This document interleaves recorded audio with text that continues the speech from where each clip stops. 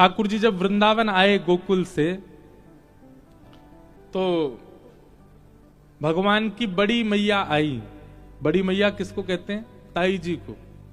हमारे ब्रज में आज भी ताई जी, ताऊ जी, चाचा चाची कम बोलते हैं। हमारे ब्रज में आज भी बोलते छोटी मम्मी छोटे पापा, या छोटी माँ छोटे पिताजी, बड़ी माँ बड़े पिताजी, ये ताऊ जी कई घरों में आज भी बोलते हैं ऐसा। तो ठाकुर जी यशोदा मैया की गोद में बैठे, इतने में ही बूढ़ी सी एक मैया आई। ठाकुर जी बोले, मैया जो कौन है, धाम धुल्ला सी चली आ रही है। मैया बोली, ऐसे ना बोलो, धाम धुल्ला समझते हैं? धाम धुल्ला समझते हैं? कई ऐसी माताएं होती हैं ना, उनसे चला भी नहीं जाता, इतनी तगड़ी होती हैं, और ऐसे ऐसे करके चलती हैं। कोई बैठी हो तो बुरा नहीं मानना, मतलब अपने वजन के कारण उनसे चला नहीं जाता, उनको दो लोग ऐसे करके चलते हैं, इसको कहते हैं धाम धुल्ला सी। ठाकुर जी बोले, मैया देख कैसी धाम धुल्ला सी चली आ रही है। मैया बोली, लाला ऐसे मत बोले कर, तेरी बड़ी मम्मी है, तेरी बड़ी मैया है जे, चल जल्दी तो उतर जा, चरणन में प्रणाम कर ले बड़ी मैया के। मैया ने ठाकुर जी को उतारा। अब मैया तो गई, मैया जाके प्रणाम करने लगी, चरण छूने लगी। लाला तो कही, लाला चल प्रणाम कर। सो ठाकुर जी ऐसे टेढ़ी सी नजर करके देखे उनकी ओर। मैया बोली, क्यों प्रणाम ना कर रहे? ठाकुर जी बोले, नीचे आ मैया पहले। मैया नीचे आई, बोल कान में ही कहूंगो। मैया ने कान आगे क्यों? बोले, बता क्या बात है? बोले, या प्रणाम करवे तो मुझे कहां मिलेगो, पहले बता। यशोदा मैया बोली, नेक सो इतनो स्वार्थी है, बिना कछु मिले तो प्रणाम नहीं करेगो। अब मैया दूध पी के घी खाए के मैंने अपनो शरीर बनायो, अब झुकना पड़ेगा, घुटने पे बैठना पड़ेगा, हाथ आगे करने पड़ेंगे, सिर झुकाना पड़ेगा, इतना श्रम करूंगा, कितना घी खर्च हो जाएगा भीतर से, बाकी बदले कछु तो मिलना चाहिए मुझको। मैया बोली, लाला तू बहुत विचित्र है। मैया जल्दी बता मुझे कहां मिलेगा। अब इतनी जिद करने लगे, सो मैया ने धीमे से कह दी, लाला तू पीछे पड़ो रे मेरे, ब्याह करा दे, ब्याह करा दे। जी बड़ी मैया है, या के संपर्क में खूब सारी छोरी हैं, इन्हें प्रणाम करेगा तो तेरे काजे तेरी जैसी कोई छोरी ले आवेंगे, ब्याह करा देंगे तेरो। और कितने ठाकुर 3.5 वर्ष के केवल, कितने, यही द्वारिकाधीश भीतर बैठे हैं राजा धीराज बन के। 3.5 वर्ष के जाके मैया तो कह रहे, मैया क्यों प्रणाम को? मैया बोली, तेरो ब्याह है जाएगा, कर ले प्रणाम। बड़ी मैया ने नहीं सुनी बात ठाकुर जी और यशोदा जी के बीच में, जैसे ही सुनी ब्याह है जाएगा, इन्हें प्रणाम करवे थे। ठाकुर जी ने चरण नहीं छोड़, दंडवत वहीं तई हाथ लंबे कर महाराज। और दंडवत ऐसे, दंडवती परिक्रमा देखी गिरिराज जी में, दंडवती परिक्रमा लगा में जहां हाथ जाए फिर वहां से फिर लेटे। ठाकुर जी दूर से दंडवती करते भाई आ रहे, अरे मेरी बड़ी मैया आई, बड़े दिना में आई। मैया बोली, अरे लाला इतना श्रम मत कर। ना ना मैया तू आगे मत आइयो, मैं ही खड़ी रह, मैं आ रहा हूं तेरे पास। दंडवत करते भाई ठाकुर जी जा रहे हैं। मैया के तो नेत्रन में आंसू आ गए, अरे यशोदा तेरो लाला कितनो प्रेमी, अरे मेरो लाला। जैसे ही ठाकुर जी चरणन में गए, अपने कोमल कोमल हाथों से जैसे ही मैया के चरण छुए, ऐसा प्रेम उमड़ पड़ा नेत्रों में अविरल। तुरंत ठाकुर जी उठा के गोद में ले लिए, अरे मेरो लाला ऐसा प्रणाम करे, मेरे लाला को जल्दी से ब्याह है जाए। और जैसे ही कही मैया ने ब्याह है जाए, ठाकुर जी तो महाराज अंक में भर गए मैया के। भैया तू इतने दिन आते कहां ही, इतना विलंब क्यों किया तेने आवे में? अब तो स्थिति ये हो गई, ठाकुर जी गोद से उतरते ही नहीं है, मैया की, वो बड़ी मैया की गोद में ही लगे रहे। रात में सोवे को समय भयो, मैया गई, लाला चल सोवे को समय है, क्यों चल, मैं बड़ी मैया के पास ही सोऊंगो, मोको तो इनमें ही सुख मिल रहा है। मैया बोली, लाला कैसो है? पता चल गई ब्याह करावे वारी है तो बात छोड़ ही नहीं रहे हैं। ऐसे एक भाव है, कभी ठाकुर जी की प्रेम लक्षणा भक्ति प्राप्त करनी हो, ठाकुर जी को लोभ दो। कैसा लोभ?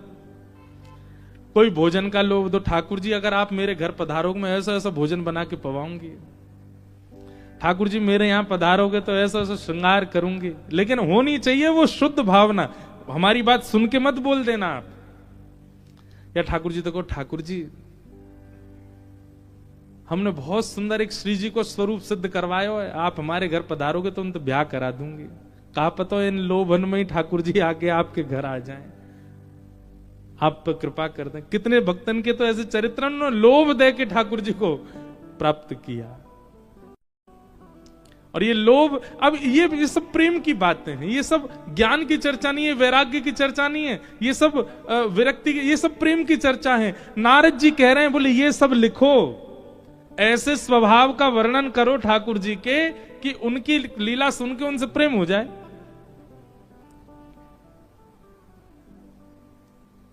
एक दिन ठाकुर जी यशोदा मैया की गोद में बैठे,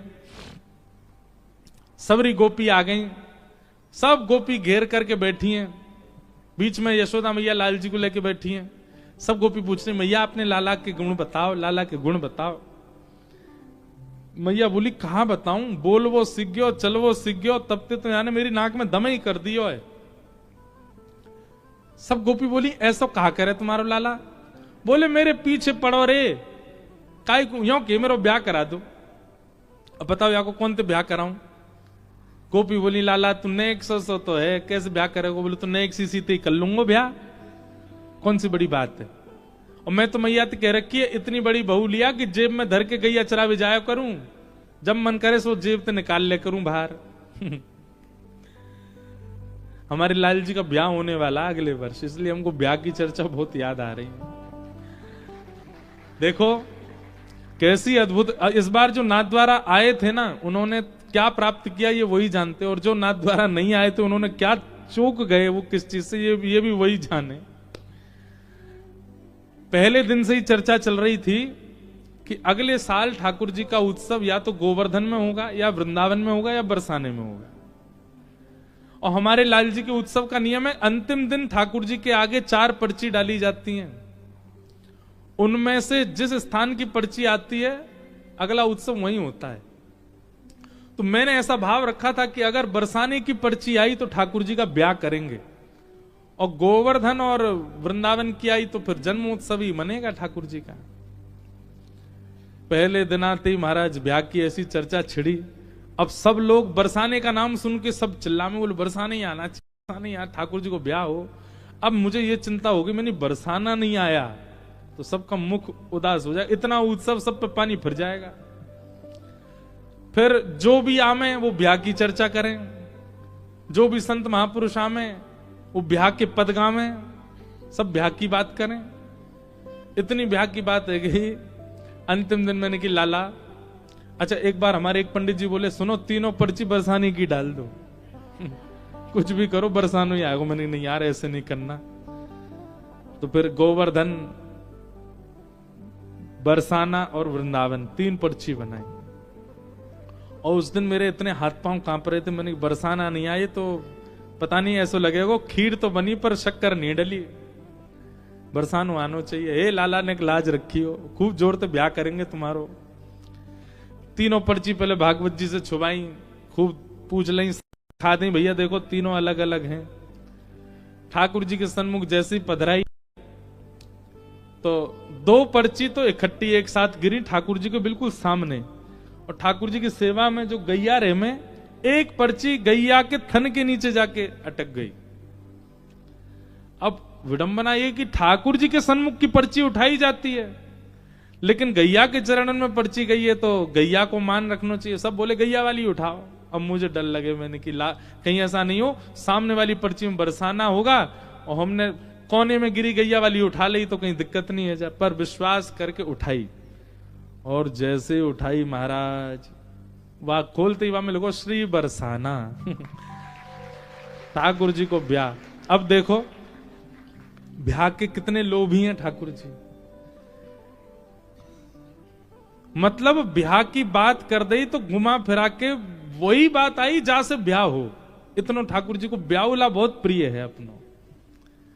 अपने घरन के ठाकुर को कभी अवसर मिले ना, संत जनों से पूछ के रसिक एक बार ब्याहुला जरूर करना ठाकुर जी। ब्याहुला ऐसा थोड़ी कि कोई ब्याह रचाना है। ब्याहुला के पद होते हैं, ठाकुर जी को सेहरा बांधा जाता है, श्रृंगार किया जाता है, ठाकुर जी की सारी रस्में की जाती हैं। बस वो एक सुख है, उसमें ठाकुर जी को बहुत अच्छा लगता है। तो कभी ठाकुर जी को अगर आमंत्रण देना हो घर का, तो ब्याह का लोभ दे दो, ठाकुर जी आपको ब्याह कराएंगे, आ जाओ। दौड़े चले आवेंगे ठाकुर जी। ब्याह के कारण तो ऐसे दुल्हा बनवे के काजे डोलते रहे। कई ब्याह ऐसे भी ब्याहुला होते हैं, उनमें श्री जी नहीं है, दुल्हन है ही नहीं, अकेले दुल्हा ही डोल रहे हैं, क्योंकि वो तो नित्य श्री जी के हैं, उनको अलग से कोई दुल्हन की आवश्यकता थोड़ी है। पर ब्याह के बड़े प्रेमी हैं हमारे लाल जी। तो कभी अगर लोभ देना हो तो ब्याह का दो, ठाकुर जी क्या पता ब्याह के लोभ से ही रीझ जाएं, आ जाएं आपके पास। या फिर जो भी आप प्रस्तुत कर सकते हो, भोग का लोभ,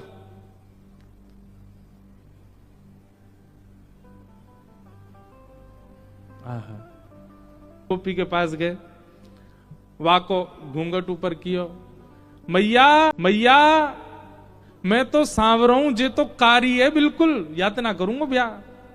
क्यों? रात में दिया बुझवावे पे मैं दिख तो जाऊं, ये तो गायब ही रह जाएगी। अमावस्या पे तो लालटेन लेके ढूंढनी पड़ेगी, मैया यातना करो ब्याह। अब ठाकुर जी की ये लीला देख करके सब हंस रहे हैं, सबके प्रेम बढ़ रहा है। तभी दूर एक बैठी है गोपी, वो गोपी की उम्र 100 वर्ष से भी ऊपर, उसके एक भी दांत नहीं है, और बेचारी पोपली, हमारे बोलते पोपला, पोपली सी गोपी, वयोवृद्ध, झुर्रियां पड़ गई हैं, बूढ़ी वृद्ध हो गई है। ठाकुर जी की इस लीला को देख करके उसके मन में आया कि अगर मैं भी नेक युवा होती तो मैं भी इन गोपीन में बैठ जाती, लाला मेरो भी घूंघट उठातो, मेरी गोद में बैठ जातो। अब उस वृद्धा गोपी के चित्त में आ रही है भावना, ठाकुर जी को पता चल गई। ठाकुर जी ने सब गोपी रिजेक्ट कर दी, और अंत में उस पंक्ति से दूर बैठी है वो वृद्ध गोपी। वह वृद्ध गोपी के पास गए और वह को घूंघट उठाए के बोले। अब वो वृद्ध गोपी जैसी हंसी, उसके एक भी दांत नहीं, बिना दांत की गोपी, वही वो वृद्ध सी गोपी। ठाकुर जी ने उसका घूंघट उठाया और घूंघट उठा के, मैं देख तेरी बहू मिल गई, मैं तो यही तो ब्याह करूंगा। तुरंत वाकी गोद में बैठ गए। सबरी गोपी बोली, अरे लाला तू जाके गोद में बैठो, बाकी एक भी दांत नहीं है। ठाकुर जी बोले, यही मारे तो बैठा हूं, मेरे 2 दांत हैं, या कि एक भी नहीं है, हम दोनों एक जैसे हैं, यही मारे दोनों की पटेगी बढ़िया, मेरे तो 2 ही निकले हैं अभी। आहा, ऐसी प्रेम लीलाएं हैं ठाकुर जी की।